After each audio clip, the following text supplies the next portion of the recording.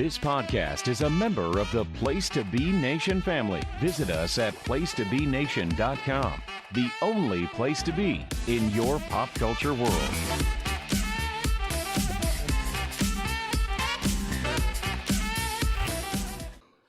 Finally, we're wrapping it up after we made our expansion list, and we picked our players, and then we realized how bad our teams are, and then hoped we can solve the things with the draft.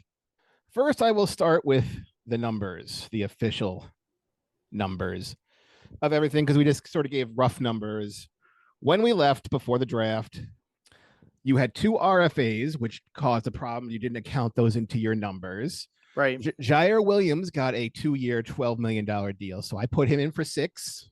Okay. And as a turn, Ryan Rollins did not get tendered due to Milwaukee's. Yeah, the Bucks are strapped because they had to sign it all for Miles Turner. They're panicking. So a promising thing like him, you get for the minimum. Mm-hmm. So currently, you are at $109.02 million, which technically is $6 million over. And that also includes Batum's number of 4.9, who you said you're cutting straight up. Right. Because we're going to talk about that in a few minutes or maybe the end. I will find a place to discuss it. My salary numbers came in at 96.43. That also includes our draft picks. So what we did, as I mentioned prior, you pick your expansion protected players, happens before the draft. We're not going to tape this like 3 days in a row. So we made a draft board, players we want, in case it falls to us. And kind of like how the draft went this year, we stayed dedicated to our draft.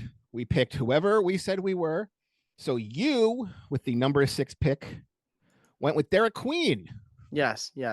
7 picks higher than the Pelicans did. And the funny thing about that was people said you should just take him at 7 and been happy with it. Why did you have to do that? Yeah, I wouldn't have wanted Jeremiah Fears. I got Jordan Poole. Why do I need the Pelicans all over again, With the 7th pick, I went with Trey Johnson. I picked whoever was going to fall from the top. And Trey Johnson fell, so he slid perfectly into my But you got at least one other pick in this draft. I had the 15th and the 16th pick. Right. The 15th pick, I said I was going to go big, and I got Asa Newell, who was from Georgia. Who was the biggest big on my, and that's perfect because I only had Hunter Tyson at the power forward. So, right.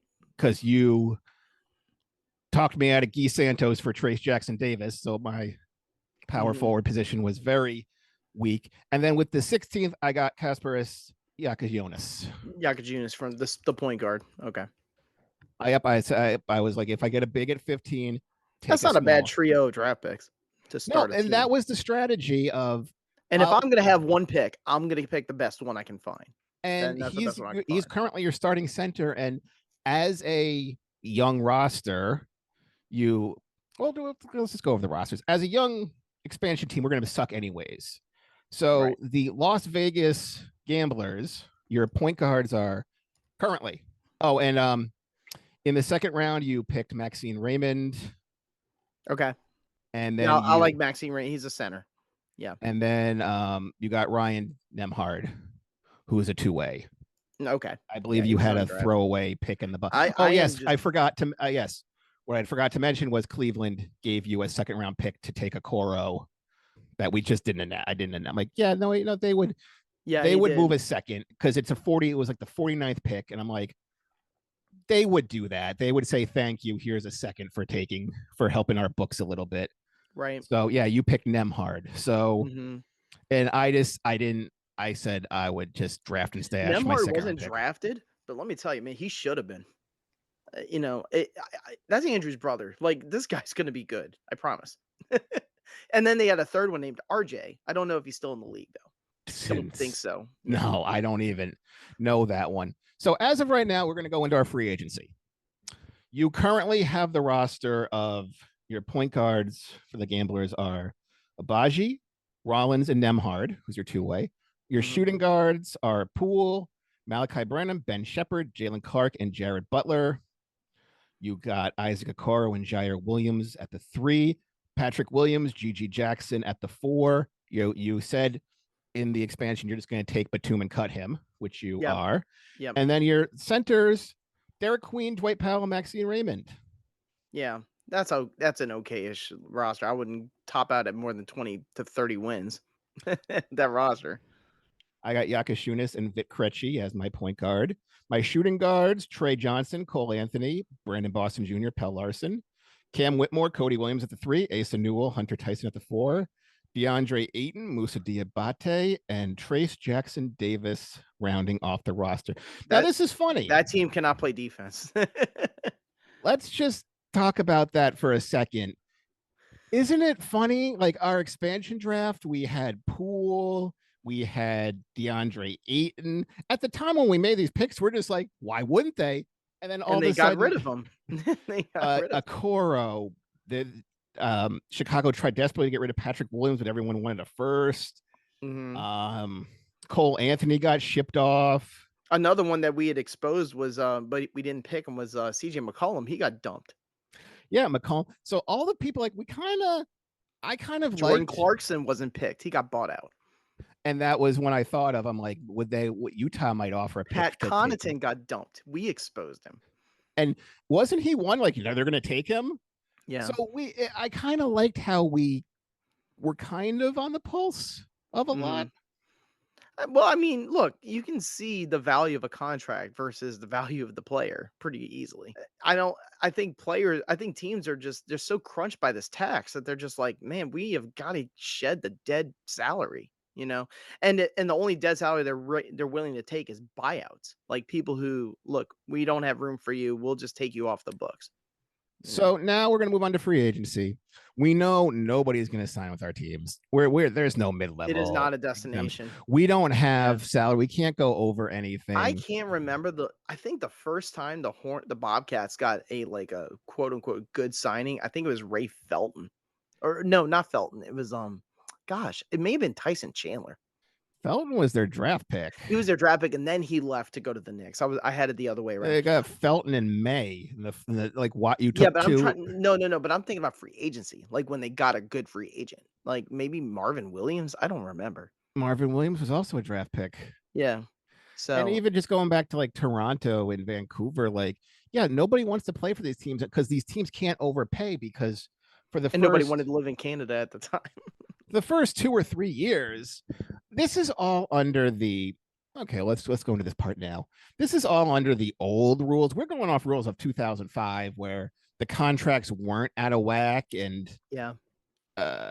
now I don't think when these two teams do come in, they're going to have a 67% salary cap. That's way too low.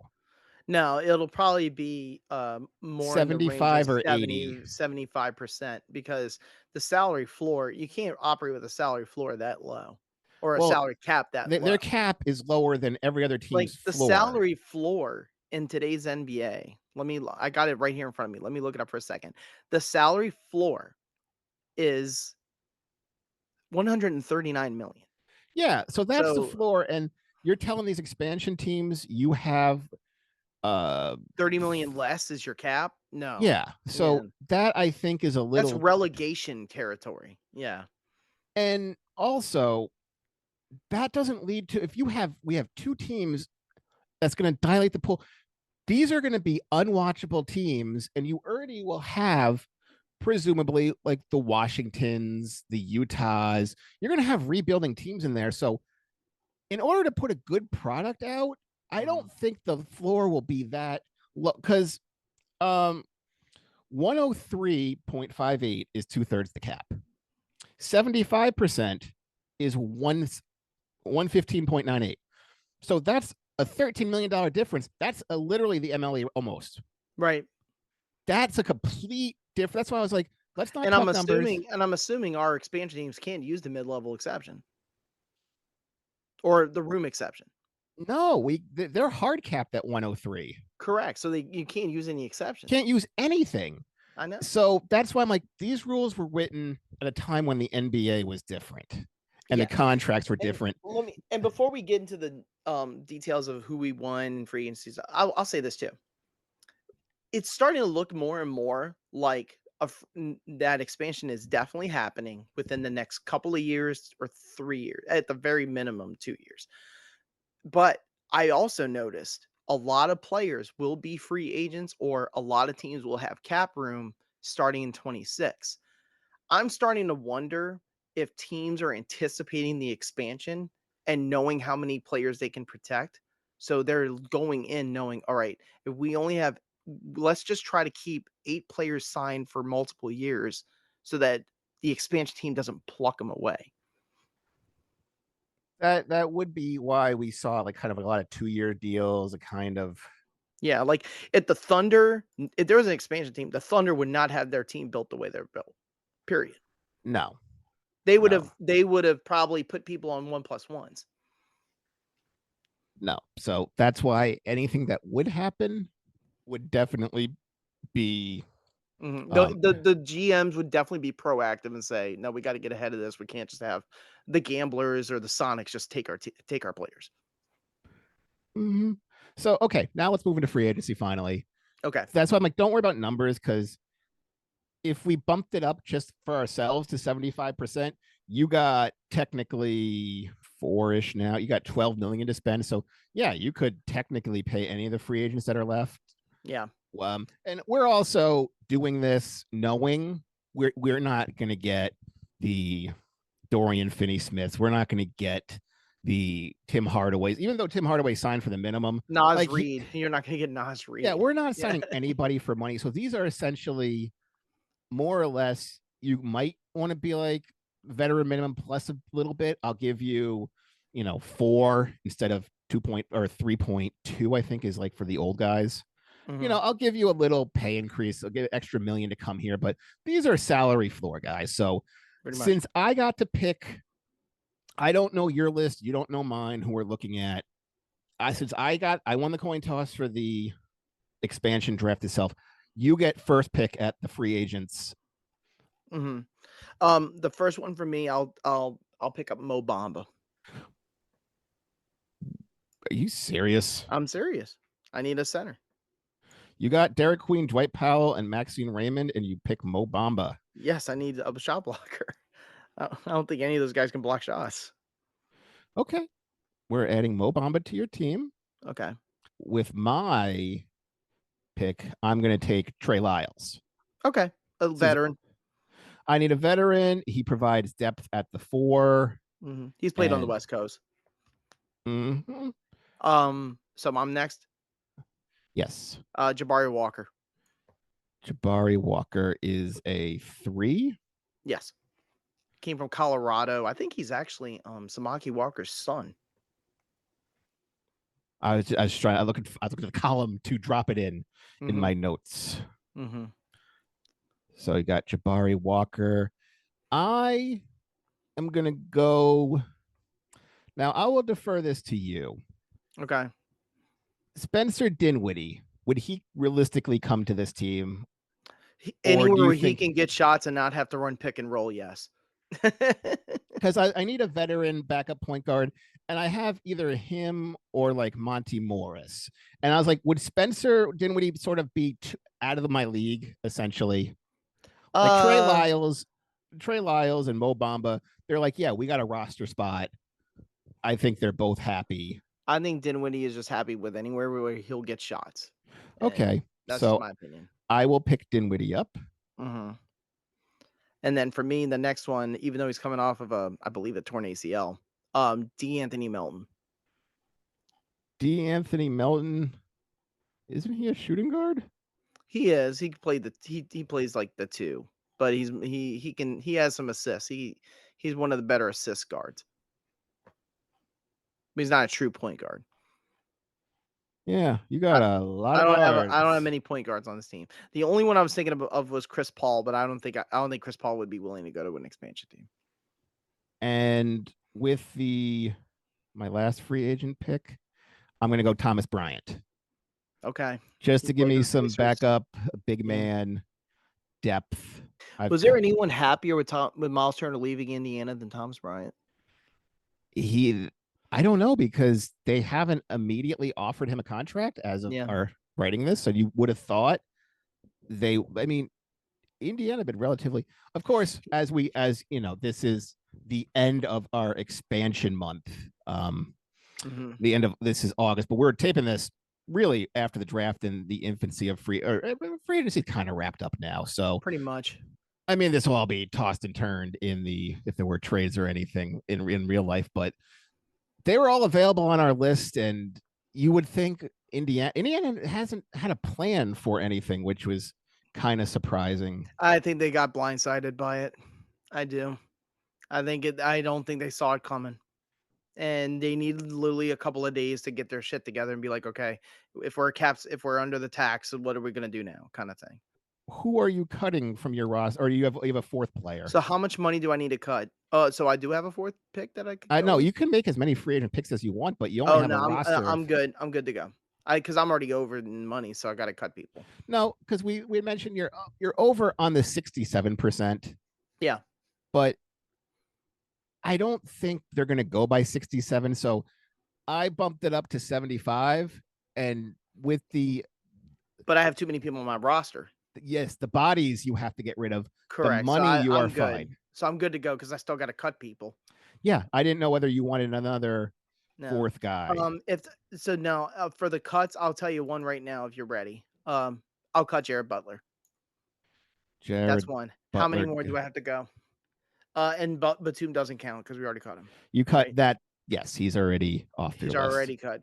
Because Nemhard's a two-way, so he doesn't count. I can't cut Jackson because I need size. I don't want to cut Branham. Jalen Clark, who was injured. I'll just go ahead and cut Bamba anyway. You're not going to sign Bamba? I'll just cut Bamba. Is there another free agent you'd look to intrigues you? That's out there? I mean, Precious Achua, maybe. So you want Precious instead of Mo Bamba? Maybe, but then I have to cut somebody again, right? Yeah, but you're desperately. Then I'll cut Jalen Clark. So you're cutting Clark. So the one I really thought about was Okoro. I think Okoro is a bust. But he's not a bust. He's just a disappointment. The same thing with Patrick Williams, which is funny. If you talk to anybody and you said, dude, we got two guys from the top lottery, 4th and 5th picks of the same draft. Yep. Everyone would be like, that was the one that 2020 that was terrible. During COVID, right? Yeah. Gosh, yeah. No, Okoro's not bad. He's just not the same thing with Patrick Williams. I don't want to, even though he was a small salary, I don't want to cut Ben Shepherd because I think he has a future. I was just looking as the space, the bodies. You had a lot of shooting guards. So you got Abaji, Rollins, Poole, Branham, Shepherd, Melton, Okoro, Williams, Jabari Walker, Patrick Williams, Gigi Jackson, Precious Achua, Derek Queen, Dwight Powell, and Maxine Raymond. It's a lot of bigger guys, but it's a bad team. You know, it gives a very grit and grind vibe. Except it's got Jordan Poole, who doesn't grit or grind. You got to make some cuts, but I highly doubt it'll be your first round picks. If the first round picks are all safe, Ousmane Dang was already cut. Okay. And then I got rid of Jordan Walsh. I think you just picked Jordan Walsh so that as a Celtics fan, you could cut him in your own mind. I got him thinking he would be my guy. Yeah. The one I would think about cutting would have been Cody Williams. I just think he's not he gives a who the hell was that guy that went to the Bulls? He was from Boise State. Chandler Hutchinson. He gives me a Chandler Hutchinson vibe. But he's a second-year pick. It was down to him or Pell Larson. Jordan Walsh. I like Larson more than him, but you can't cut Krejci because you need point guards. So I got Vic Krejci, Spencer Dinwiddie, Cole Anthony, Brandon Boston Jr., Pell Larson, Trey Johnson, Cam Whitmore, Cody Williams. Little thin at the 3, but the guards can slide over. What about Ayton? Ayton's on a 3. I'm What'd you working go? my Asa Newell, Trey Lyles, and Hunter Tyson are my 4s. I got Aiton, Diabate, Trace Jackson Davis, and Thomas Bryant. Okay. That's my 15. That's actually not a bad list for the center position. 14. Wait, I got one. Do I have one extra? Okay, I got one. I'm one person too heavy because I added 3. I think you have too many bigs on your team. Trace Jackson Davis, see ya. Over Hunter Tyson? I'd cut Hunter Tyson in a heartbeat. Cut Hunter Tyson. Yeah, Diabate can actually rebound and block shots. Diabate, I like. I'm Yeah. very high on him, and He's a low Thomas salary. Bryant is my 3rd string center, and Brian can Diabate make threes. DeAndre Ayton is, he's a name. He's an expiring contract. Mm-hmm. Okay, let's get. Okay, I guess I'll keep Trace Jackson Davis, and I'll cut Hunter Tyson Okay. because I was bullied into Jackson Davis for a second time from you. He actually can rebound. And he's a decent passer for a big man. Nope. So that's our rosters. Now, finally, we need to pick our coaching staff. Okay, mine's easy. I already picked mine. I don't want to go with a retread. Most of these expansion teams go with a retread. Like Bernie Bickerstaff was the first coach for the Bobcats. I'm going to go with one of the top assistants for the Thunder, Dave Bliss. Why? Because it just very rarely does a top assistant say no to a head coaching job opening. We saw that with PJ Carlesimo. Carlesimo took the job with the Sonics when they were basically an expansion team when they became the Thunder. Okay, I also I don't have the assistant. I went back and forth between picking a G League coach whose their job is literally only development, like Sam Cassell. And then Sam Cassell was the name I was thinking of the assistant coach. So I think I'm going to go with Cassell only because we're here for development and I got 3 rookies. I don't know if it would be a job he would be thrilled with. No, remember, he almost got the Wizards job. I don't know if, I think at this point he just wants the opportunity. But that's the thing is there's only 32 jobs in this and how many of those are really available at any given time. So I'm going to go with Sam Cassell with the development. You went with your strategy of I want a good shooting guard and I will build around that good shooting guard. So you got Jordan Poole is going to score. And then my top draft pick was a big. Yeah. Well, yeah, because you're really lacking on size. But you really went with your strategy, but your team isn't exciting. No, I don't think. I think defensively mine can be better than yours, but I think defensively better, but I also think your pace has to be slower. Oh, for sure. With Abaji and Zaire Williams and Patrick Williams, yeah, absolutely. It's not a bring the ball up and hoist it up type of team, which is ironic because Jordan Poole is exactly type of player. Whereas my team, I think is like how kind of Detroit was a couple years ago. Washington was a couple years ago. They're not good, but you can watch them. Yeah, the thing I've noticed about bad teams is that they play fast. And the reason why is because you get more opportunities for your guys to show how good or how bad they are. Well, you play fast because if you slow down and run plays, it shows how bad you really are and you're unable to run plays. Right. So, and then that's probably one of the reasons too. So are you happy with your team? No one's happy with their team. But for this, how everything shook out for this draft, for this version, I think I could have done better. I think I could have gotten a little more size. I think I needed more athleticism than I got. But I think defensively, I have advantages. I think that I can slow down some teams and try to win rock fights. Okay. Also, I'm in Las Vegas, so people are going to be It'll be all visitors anyways. Flying they're going to be all. Well, not only that, the visitors are going to be all burnt out because they're all going to be gambling. They're going to be all. They're going to be taking the red eye.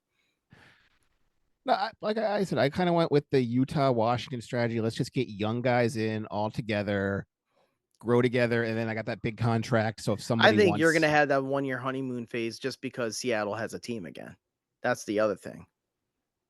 People will just be happy the Sonics are back. Sonics are back. Aiton's the focus as opposed to like a second or third string guy. Yeah, that only lasts about a year, to be honest with you. I've always noticed with teams, like when it comes to like new surroundings or relocating, the honeymoon period is about 1 year, and then the next year you got to actually start winning. Well, yeah, because most of these, I mean, with most expansion, I remember the ones we went through previously, the actual ones, hardly any players got, they made the team. They were just all picked and then cut immediately. Yeah. And it's meant to be bad because you're meant to get lottery, those ping pong balls, in order to hope you get the Allen Iverson, who and Toronto wasn't allowed to get. The Thunder weren't an expansion team, but I always saw them as an unofficial expansion team, because when the Sonics left, that team they had Durant, but that team was decrepit. They had nothing. Well, they drafted Clay Bennett centers. had torn it down.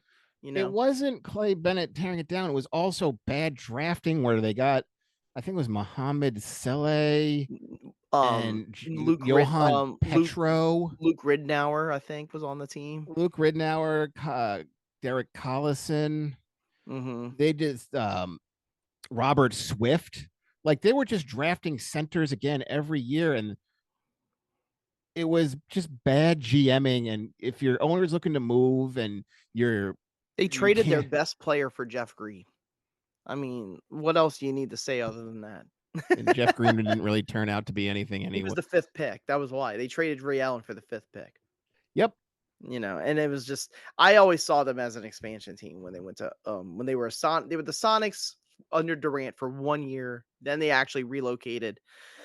And then, Presti hit the jackpot. They got Durant, then they got Westbrook, and then they got Harden. No, let's not call it that. Let's take a step back. Durant was the number 2 pick. And behind Odin, well, he had injuries. Everyone's like he's a bust, but he was a bust because his legs gave out immediately. Westbrook was fourth, I think. Westbrook was 4th and Harden was 3rd. So you had 3 years in a row you draft the 4. Do you remember who the number 2 pick was before Harden? Marvin Williams? It was Masheem Thabit. Masheem Thabit. And number 1 was Blake Griffin. Yes. Yep. So, yeah, you get lucky if you have players who fall to you. And then that was the same thing of drafting talent over need. Harden, Westbrook, and Durant all couldn't play together. And Ibaka late in the first in 2008. Yep. Yeah. But you forget those were all you had multiple years of getting high picks. Like Curry was the 7th or 8th pick. Yeah, and I think I like the chances of Las Vegas and Seattle having high picks in the next year. Well, we were, we could only pick 6th and 7th. If they have it the following year where we're in, they're gonna be can get. They'll have a lot of lottery balls. There's a fair chance that one of the 2 teams is going to get the Boozer kid. Okay, you're already thinking forward that way, yeah. I mean, the number 1 pick is probably not going to go. It'll be a lottery play-in team, and that's how the lottery the flattening seems to be. But I love how he went to BYU and he's not even a Mormon. Well, I just think it's funny. Well, that's the NIL thing, and then the funny thing, they're all getting because the Bansa is going number 1. I can tell you that right now. Yeah. Yeah. And same thing. Igor Dremin went there. They're literally paying out more than anybody else. Right. But yeah, these are bad teams. I think my team's worse than yours, but I think that defensively I have some advantages. But that's it.